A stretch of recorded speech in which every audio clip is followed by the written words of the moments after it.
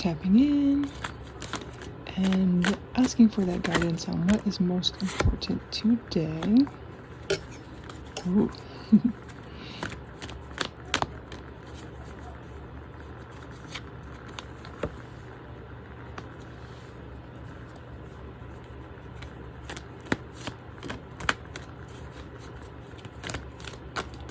Ooh.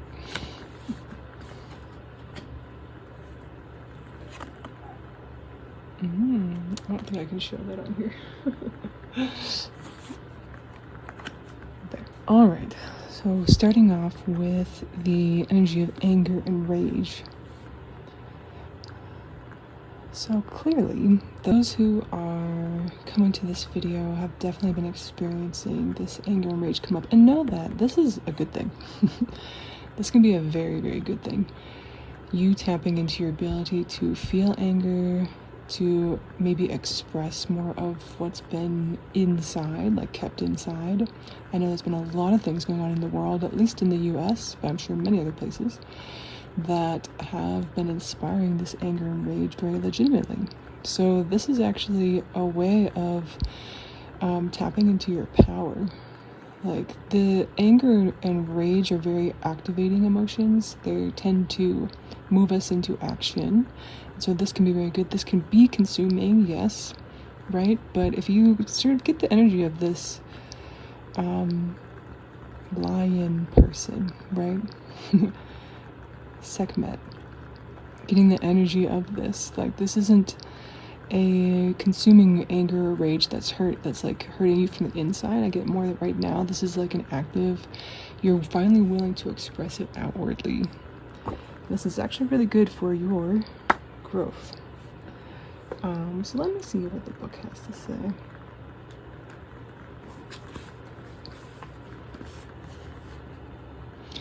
I burn and fume and shoot daggers from my eyes. I erupt and roar. Though you've not pulled my tail, my edges are sharp and I cut deep. My energy is strong and fierce, and my displeasure needs to be expressed. Though sometimes mild, I can be very intense. Once incited, I am difficult to put out. I am always appropriate, always needed. Don't try to get rid of me. I need to be acknowledged and heard. I am anger. So maybe even this moment right now, if you have the space and the time to close your eyes, feel into your body, just become more aware of where your anger and rage sits within your body. And maybe in this moment, like, as you're allowing yourself to be aware of it, maybe it's around your heart, maybe it's in your stomach, maybe it's in your hands or your shoulders, just taking note. You don't have to change it, you have to do anything with it. You're allowing it to be acknowledged. You're acknowledging to yourself that this is appropriate. This is good for you to be aware of your anger and rage. And notice what happens when you put your attention upon it and you don't try to push it away or avert your eyes from this very necessary, important emotion, this energy that can be very activating. It can be overwhelming sometimes. But right now, I get a sense that it's actually helping you get really clear. And it could be anything from clarity around the people in your life, like who people really are, and you're getting really clear about that. You're also getting very clear about what it is that you value, what is most important to you, and I sense too that there's a element of you growing into and stepping into showing up for what you value, like way more. Like, this anger and rage is a turning point, a sort of, I'm no longer going to tolerate things that do not align with me, things that do not respect me, things that do not honor my humanity. So like, just like maybe being with that emotion for just a few more moments, like letting it be a sort of declaration, like feeling that into your body, embodying your commitment to your own self and honoring you in the world. and in your life, and in your relationships, and in your work, and in your allowing yourself to play.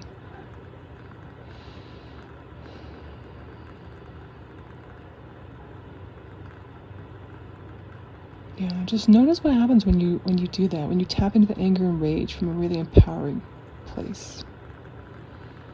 This connects really, really well to the sense of growth. It's so interesting to see these two different visuals. Like one's like fire and lion, and this one's like, oh, eggs and cute little bunnies, but like these things are not mutually exclusive, clearly, right? Because they're in this reading today. You experience both of them.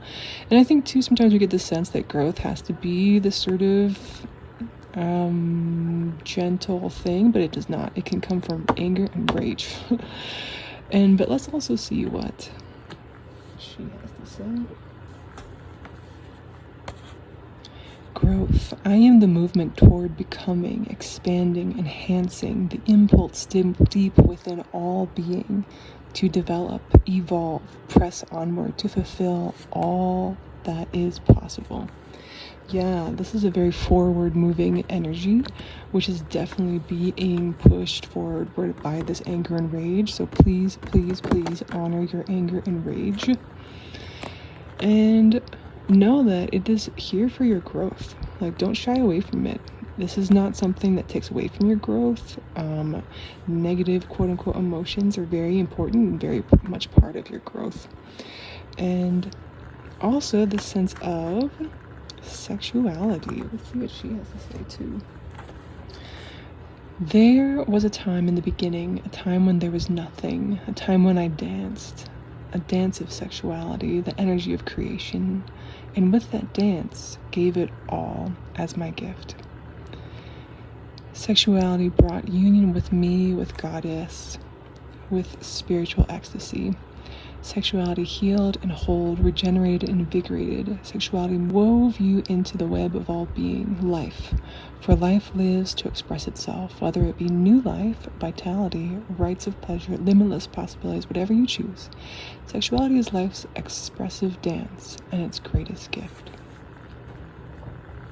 What's interesting too is like often this energy can, like, you can feel it in more of like our sexual centers or the chakras that are like associated with those, right? Like even the red, the orange, the yellow, like you're noticing it in this art here. And there's almost a sense of like, if you allow this anger and rage to really gift to you what it's trying to, the growth, movement forward is possible, and then your life and your vitality just explodes, right? Like this isn't just always in this sort of like dense angry energy. It can also like transform into this expressive, into this fully living, fully embodied, vital, even specifically in your sexuality, but it doesn't have to be just that. Like that energy can infuse all of life. So let's also hear from our ascended masters here. If they have anything they would like to offer this conversation today. I'm getting this one. This keeps coming up. All right. If you're watching this and you've maybe seen some of the other videos, this has come up like almost every time. So maybe I should ask, like, what is it about your strengths that you're not expressing? Like, focus upon your strengths. What is, like, where are you focusing if it's not on your strengths? Where is your mind right now? Are you focusing on your weaknesses? Are you focusing on doubt? Are you focusing on fear?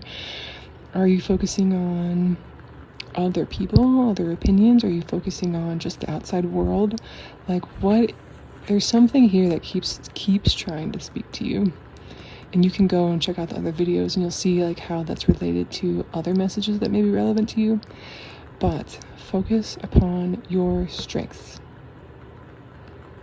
And maybe let this anger and rage like help you get really clear, because sometimes too I think people can fall into being really unclear. Maybe their mind is really foggy. They just, sometimes it's hard to get a sense of your own self, but like, use this. Let the anger and rage focus you in. And also maybe show you something about your strengths that you haven't even seen yet. Maybe part of this growth is you receiving something about your strengths that you've not yet seen. What else? What about this strength?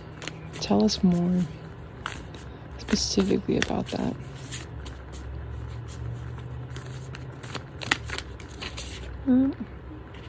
Wait, hold on. Oh.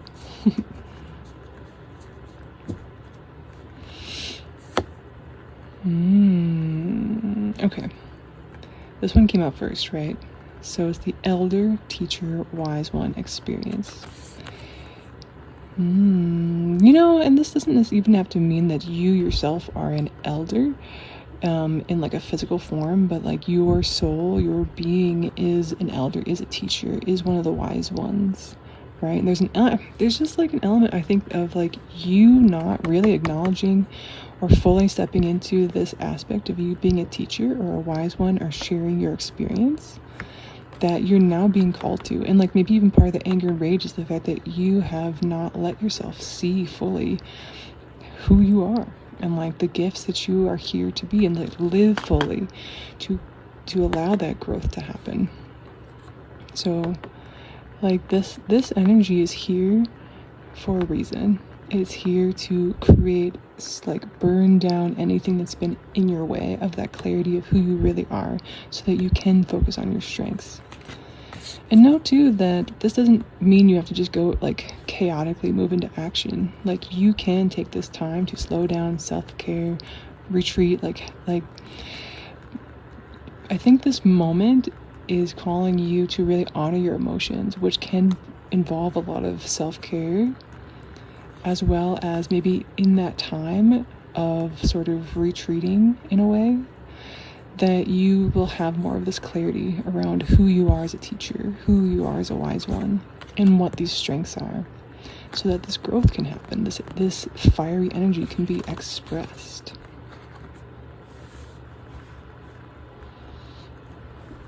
Let's also see.